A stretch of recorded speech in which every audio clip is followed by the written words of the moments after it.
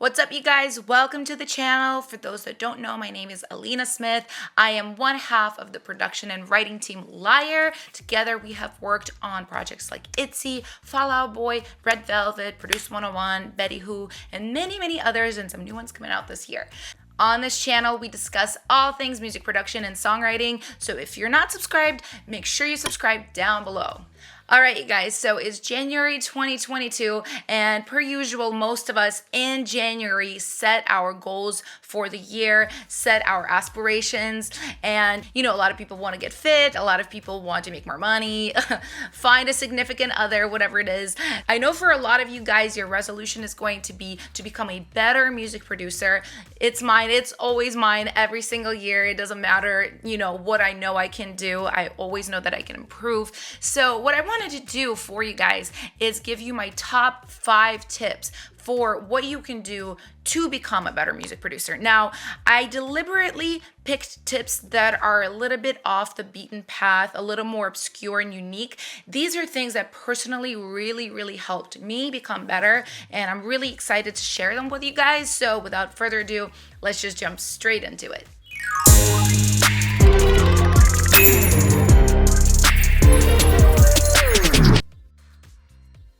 All right, guys, so my first tip is going to be to study music history. And I know this might sound like one of those you should know music history because you're a musician. It's not.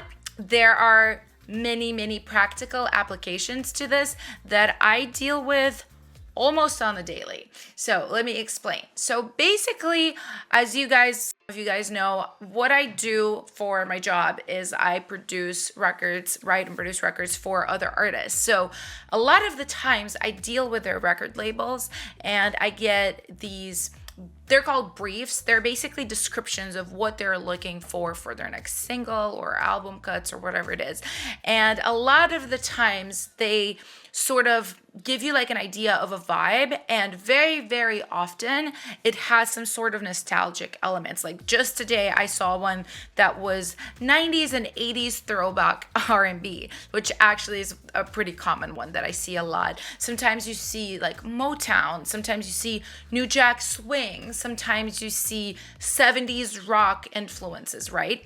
So when you see things like that and you're a professional writer and producer, you have to know how to make that come alive in a modern track, how to take those references without obviously going all the way 70s or 80s or 90s or whatever it is, how to know basically what to extrapolate out of those tracks and how to apply it to your new modern tracks. Okay, so let's say the brief is Motown influenced, right?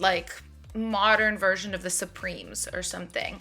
One of the first things I would think from having listened to a lot of that music is, they probably want a much more modern top line, lyric and melody. They probably would be a little bit more on the modern pop, maybe even trappier side, but they'll definitely want some electric guitars with some of that nice vintage crunch, and they'll definitely want nice drum fills that are, again, a little bit more on the vintage side. I'm gonna switch to Splice here and show you guys what I mean. So I just literally typed in vintage fill, and I can kind of literally tell you, when I listen to these, this is 90s, we're talking dance music from the 90s. This is, again, 90s, almost record scratch.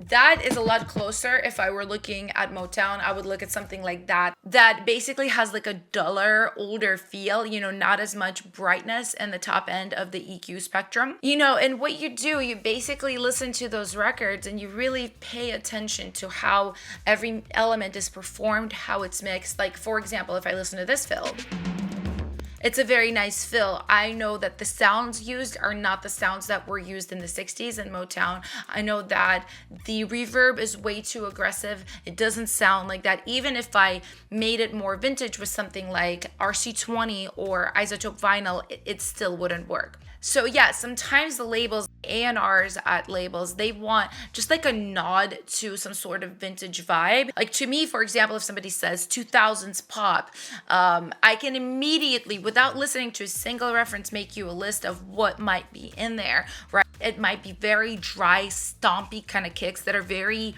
indistinct but have like this really badass feel. You know, something like Holla Back Girl by Gwen Stefani. That's like one of the first things that popped into my mind, right? Another thing I'm immediately thinking is sampled claps as opposed to snares, not too many acoustic elements. That's basically like, this is what you're gonna gain when you study these things and you study them well. Like, you basically need to just pull up these certain references, certain styles you're interested in, and just try to listen and figure out, what are all of the things in here? What kind of guitar is that? Is that an acoustic snare? Is that a sampled snare? Ask yourself those questions. It really, really helps.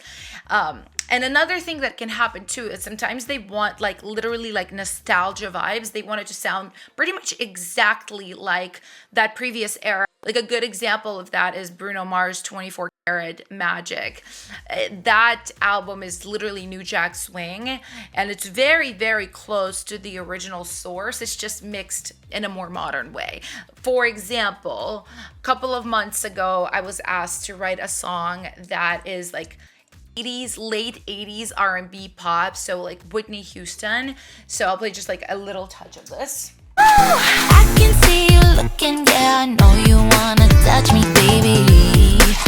Oh yeah, oh yeah, oh yeah, oh yeah, yeah. Okay, so even just from that tiny little snippet, you can hear that I've got this sort of like slap bass going on. Okay, yeah, if you look at the session, you can even see certain instruments that I chose, like the synth on the verse.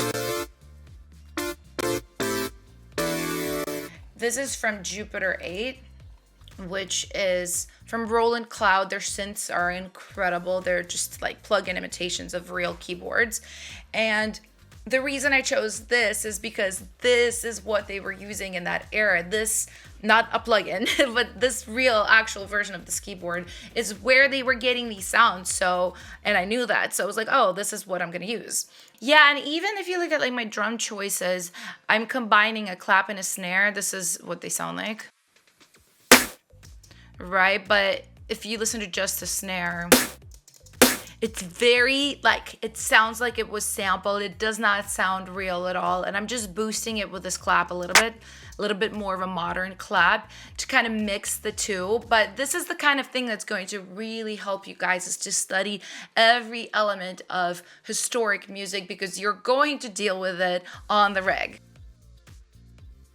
All right, so my tip number 2 is strategic listening. Now, what is that?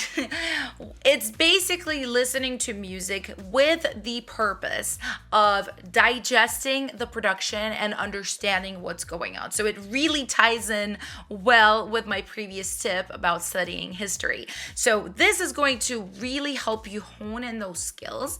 Now, this is definitely something that I don't do every time I listen to music, right? Sometimes I listen to music for pleasure, for joy. I don't want to sit there and analyze it. You know, as a producer, like, I will notice things, but it's a very, very different headspace just listening for fun and listening to analyze a piece of music. So what you basically can do to help yourself, yes, you can pull it up on Spotify or wherever and just listen and try to understand what's going on, but you can even go further. So these days, you can definitely find stems for projects, and you can find acapellas for those of you guys that are looking to learn more in the vocal production realm. Okay, so for example, on Splice.com, which you guys know that I love Splice. I've collaborated with them before, made a pack of samples for their platform before. But one of the things that they have is this community tab. So what this tab is, it's basically people putting up projects. A lot of this is dance music, you know, for those of you that are looking to produce EDM, house, those type of things. This is really, really good. You can grab any of these projects, these trending projects, and you can download them and pull them up on your system and see exactly how that producer created that track. You know, and some of them are well-known producers. I did this about 5 years ago when I was like really heavily trying to learn more about pop production. So I downloaded this Closer remix of Chainsmokers. There's Marshmello, actual song for Marshmello. So this is really, really good.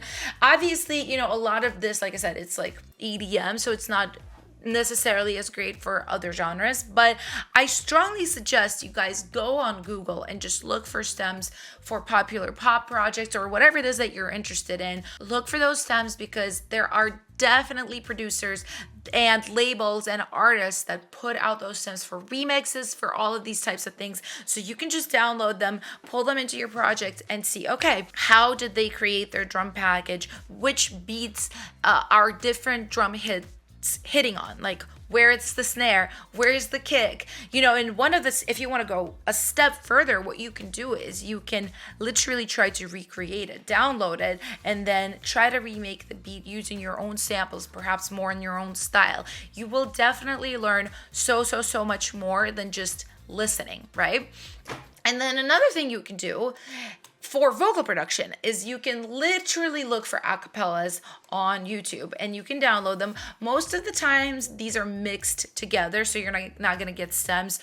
You probably can for certain projects. I would encourage you guys to look for them as well. But even, like something like this official acapella of No Tears Left to Cry, you can pull that up and just listen and see what kind of delay is on her voice, what kind of reverb is on her voice, where is it doubled, where is it not doubled, where do the harmonies come in, how do they come in, how do they come out. You can really learn a lot just from having the isolated stems, or even a stem package like this of just the vocals. My third tip is to study the principles behind plugins and not necessarily the plugins themselves. Now, this is a little bit convoluted and you guys are probably like, what did she just say? So I'm going to just demonstrate it for you guys right now. For example, let's say you're wanting to learn more about EQ. You have, let's say, EQ8 that comes with Ableton. Let's say you have Pro Q, which is a FabFilter plugin. Also an EQ, and this one is a bit more obscure, but this is one I use in every project. It's called Equalize by Acon Digital, right? So I've noticed this with younger producers. They'll focus just on the interface of the singular plugin and try to understand what it does without actually understanding the principles of just EQing in general. And how do you EQ? Like, what's a shelf? What's a bell, right? What's a knee? A lot of people are confused by that. So yeah, just like for example, with, these plugins, I obviously am familiar with these, but if you gave me an EQ I was unfamiliar with, okay, one of the first things I would look for is how do you do different types of EQ on here? Okay, so this is how you do a bell. I see, okay, right, it's right here. In another plugin, it might be in a different part of the interface, or I might be like, okay, how do I do a high pass filter? Okay, I click that. I might be like, is there a mid side EQ? And I'd be like, oh, there you go. It goes to the side, it goes to the mid, left channel, right channel. I can split it up by what it is, and then there's many other features. Some might have them, some might not have them, but this is very simple, right? Like here, if I wanted the same thing, if I wanted just like, oh, I want to do a shelf, how do I do a shelf? Oh, it's right here. You have to click here and do a high shelf. There you go. There's my high shelf. You know what I'm saying? It's when you understand, this is just an example, EQ, you can pull up any EQ plugin and very quickly, very easily find all of these things that you're looking for, and like I said, some of them might have unique features that are not in others. That's great. But when you understand the basics, you can use just about anything. Same goes for synthesizers. I've had this question recently, which I thought was really, really funny. Somebody asked me, so do you sound design every sound that you have in every song? And I was like, God, no. A lot of the times I have deadlines for when I have to finish songs. I can't sound design every sound. So I do use a lot of presets, right? But here's the catch. Sometimes a preset is very close, but not quite what I want it to be. And this is when knowledge of synthesis and generally how most synthesizers are laid out comes in really, really handy. Like I just pulled in two really popular synthesizers, Serum and Omnisphere, on this track right here. So for example, what I look for in any synthesizers. First thing is, where's the ADSR? So attack, decay, sustain, release, right? If I want to have a slower attack on my synth in Serum, I do this. Whoa. Frame rate, latency, what is going on here? Okay, if I want to have a shorter decay, I do it right here. Let's say, do I want to apply a filter? Have a little bit of a cutoff. It's right here. Let's say, oh, I want a little bit of reverb and I don't want to bring in an external reverb effect. I can put it in right here. Boom, right there. So, and Omnisphere is going to be laid out differently, but I look for the same things, right? I'm going to be like, okay, where's the ADSR? Oh, it's right here. ADSR, it's right there. If I want to add an effect, oh, it's going to be right here. So I just click right here and find, my reverb or whatever it is that I'm looking for. So once you understand the principles, you will be able to use just about any plugin. And this is really, really helpful. My tip number 4 is to study music theory, which is kind of a basic tip, but I have a bit of a twist on it, so stay tuned. Now, the reason I really, really strongly recommend that you spend time studying, the boring science that is music theory. Nobody likes to study music theory, let's just be real. But it is extremely helpful. Now, yes, you can absolutely make tracks, beats without knowing a lick of music theory. You definitely can. You can literally download, I don't know, a piano loop, right? Like if I just type in a piano loop here in Ableton, technically I could make a beat with that and, use the Ableton to transcribe it to MIDI, make a bass out of it, make this and that out of it. Of course you can. But one of the things that I at least look for people that I go produce with is their musicality, because a lot of the times, like let's say that loop was really, really great for the chorus, but let's say I, as a co-producer or as a writer or as an artist perhaps, want to have something different in the verse. So if you don't understand music theory, you're going to be like, that's all I have. These are the chords. I don't know how to make other chords. And then, that's really, really tough. Your choice then is to try to go on Splice or ADSR or something like that and look for, a similar sounding loop in the same key and hope that it works. It's really, really hard. And it's much easier to just be like, oh, let me play this on the guitar or the keyboard. Do you like this? So, now, that was the basic portion of the tip. I do have a bit of a twist on it. So I'm obviously known for more working on pop music and K-pop, but I actually spent a really good amount of time in Nashville writing country music. I think most people don't know this about me. And I actually learned a lot in Nashville. And one of the things I learned there is how to use the Nashville number theory for music theory. So basically, like the way I would explain it, let's pull up like this piano here and let me play just some really, really basic chords for you guys. So let's play, let's say a C, F, G, and A minor. Okay, so in traditional music theory, solfeggio, what I said, G, C, A minor, this is the way that you would think of those chords. That's the way you would describe those chords.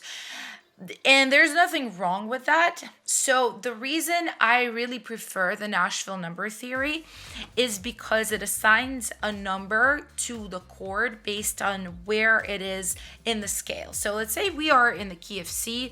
Stay with me, guys. I know it seems complicated, but I promise it's actually pretty simple when you get it. So we are in the key of C. Right? So C is our tonic. So we assign number 1 to C, right? Then the scale is C, D, D would be 2, E, 3, and etc. until you get back up to C. Okay, so let's get back to the chords I first played. C, F, G, A minor. In the Nashville number theory, it would be 1, 4, 5, 6 minor. And the reason this is really cool is because it allows me to easily transpose this to any key that I want. Let's say, I'm with a singer and she wants to go a lot higher in the key. She's like, oh, I can really sing this. Can you make this a lot higher? And I'm like, okay, let's make this an F sharp major, right?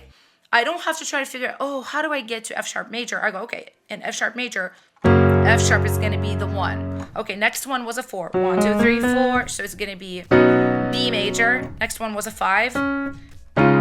C sharp major. Next one was a 6 minor. And it's going to be E flat minor.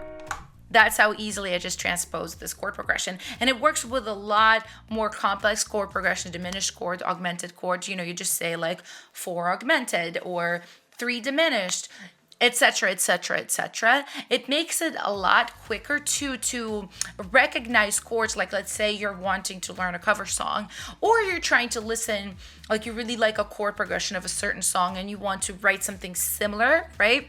You can literally train your ear to be like, that's a 1, that's a 6 minor, that's a 5, that's a 2 minor, very, very quickly. And you don't even have to know exactly what chord they're playing. You could play that song in any key. So I hope this was a clear enough explanation. People always ask me about this, and I'm always wondering, how do I explain this to where it seems as simple as it is in my brain? So let me know if you guys have questions. I'm happy to like include this in more videos and talk more about this, because this is like my life. I do love this theory so much, and I'm sure you guys can also find videos on it on YouTube. Let me know if you do, because I would love to feature them, because a lot of people do ask me about this. Okay, and my final tip, you guys, it's going to be to work on your soft skills. Now, this is probably a really weird one, right? Because you guys are probably expecting more music theory, plugin principles, all of these more techie things I was talking about earlier. But this one is huge, especially for those of you guys that are aspiring to be in pop music, or anything really that has to do with vocalists. If you make instrumental music, you know, this could help you, but those of you that are aspiring to be in the pop music industry, K-pop, anything that has the word pop in it, you need this. Okay, so what are soft skills? Basically, these are the skills that you will use when you are in a session with other people. And let me tell you guys, for those of you that are a little bit newer, so most of us start out working on our own, you know, by ourselves in our bedroom, trying to figure this out. Most of us that are a little bit more advanced in our careers work in teams, and we work with people that we know really well, and we also work with new people all the time, because this is how our industry functions, right? To explain this, let's say I by myself write a song. So for me to get an artist to record that song, I have to have a team that pitches that song. Luckily for me, at this point, I do have several people that I collaborate with that can do that for me. I myself know some record labels, yada, yada, yada, yada. But let's compare that situation to a situation where I have one more collaborator that also has relationships with record labels, maybe different ones than I do. Maybe they have a lot of relationships in Europe, while I have a lot of relationships in Asia. Now this song has a much bigger, better chance of getting recorded by an artist. Now, let's say there's 4 collaborators and all of them have managers, publishers, they themselves have relationships. This is why we write in teams. Well, first of all, it is easier to write a song in a team than by yourself. That's just kind of the truth of it. Sometimes, you know, you have these moments of inspiration and you write something really, really classic by yourself. That happens. But a lot of the times, if you're on a schedule with other people kind of help each other. You know, let's say I'm having kind of a tired day, you know, but my 3 collaborators are all pumped up, they're all excited. It kind of helps me, you know, do a better job than if I was by myself. I might just like quit and then play The Sims. Okay, so yeah, we basically work on a lot of established teams, like the team I work with for Elli's project, my partner's project. We've all worked together for 4 years. I have some other teams and some people that I work with really, really well. But one of the things that happens quite often is that you get set up to work with new people you've never worked with before. This can be done by a publisher or a manager. Sometimes even your collaborator might say, hey, I just met this really amazing singer. I think you and I would work really well with them. What do you think? And this is it's a really important thing, because one of the ways you grow as a writer and producer is simply by people in the industry knowing who you are. It literally comes down to that, is kind of being front of people's minds, being known as like somebody that's doing work, that's very active, that's collaborating with a lot of people. Basically everybody, you want to be in a situation where everybody's kind of like saying your name a lot in a lot of places. That's when you get a lot of opportunities. So, but back to soft skills. This is a very long intro to that. I apologize. You definitely need to have your tricks for basically engaging with people, right? Especially for producers, which a lot of us are very introverted. You know, we like to sit in front of a computer for hours and not interact with anybody. But when you're in a session, yes, you definitely are allowed to turn your back and work on the track and focus and concentrate, but there are definitely things you have to be aware of. For example, working with singers. I know a lot of producers are not singers themselves, so they don't know what it's like to get up on the microphone and sing. So one of the things you need to learn is how to guide singers, how to listen to voices and give feedback, which this is honestly a whole other skill. This is vocal production. I could make videos upon videos on vocal production. But even if you're just recording the demo, even if you're not going to be the final vocal producer, you still need to be able to get a good performance out of your singers. Because this is a question I get a lot too. How good do demos need to be? And my answer is good, like really, really good. Pretty much almost the same as what they would sound like on the radio. Like that's the level we're at right now, because everybody has a really good computer. Everybody has access to all of these plugins. So, you know, back in the day, like studios were expensive, so you could send in, you know, a cassette tape with your song. Now you definitely can produce a really amazing sounding song. So everybody in the professional industry does. So you need to be able to get good performances out of your singers without stressing them out, without upsetting them, because singing on a mic is a very vulnerable thing. You know, another thing is interacting with top liners, right? For those that don't know, top liners are basically songwriters.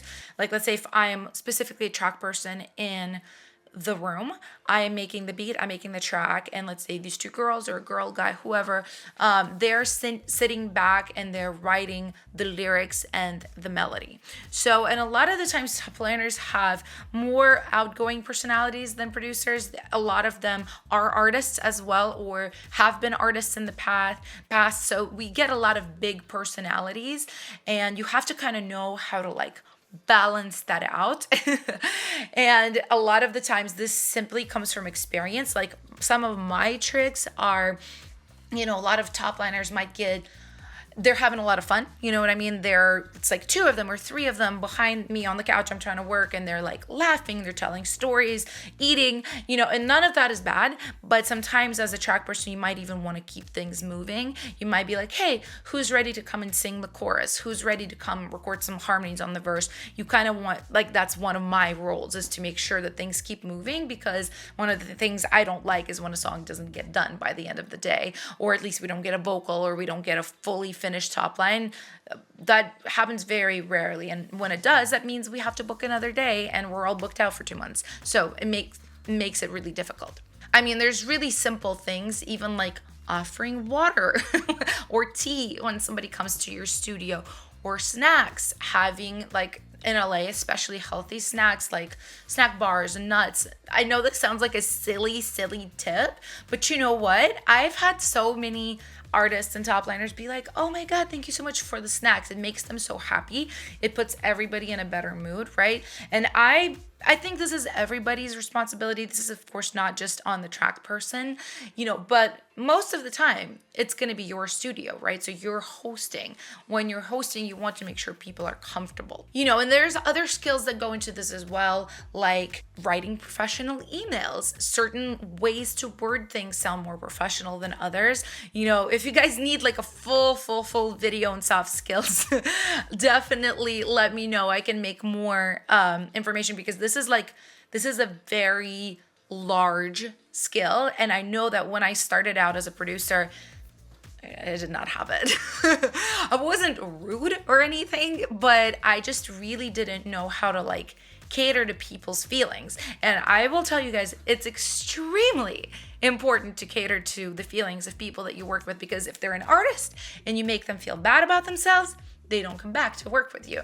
If they're the same with songwriters and top liners, you might do an amazing job working with them, but if you make them feel uncomfortable, if you make them feel like it wasn't a fun session for whatever reason, they might not come back. And even worse, they might tell whoever set you up with them, I didn't really like working with them, which, obviously you can't please everybody. I've had plenty of sessions that weren't so positive even when I was doing my best. And that's another thing you have to know, that just law of averages, some of them are just going to be bad eggs. Like, it's not a good fit. They might be great, you might be great, but it's just like personality wise that doesn't work, and that's fine. But you always want to kind of bring in your A game personality wise, and it doesn't mean you have to be like really loud or really personable or really extroverted when you're not. I'm usually not like that. I just make sure that the people are taken care of. That's basically like all I'm trying to say. All right, guys, so these were my top 5 tips for what you can do to become a better music producer this year. I'm really excited if you guys are going to follow through on any of these. If you are, definitely let me know down in the comments below, and let me know if you have any other ideas for me for future videos. I always love hearing those, so definitely comment those. And if you're not subscribed yet, definitely consider hitting that subscribe button down below and turning on your post notifications so you don't miss any videos from me. And on this note, I'm gonna go, you guys. So have an amazing day, and I'll see you next time. Bye.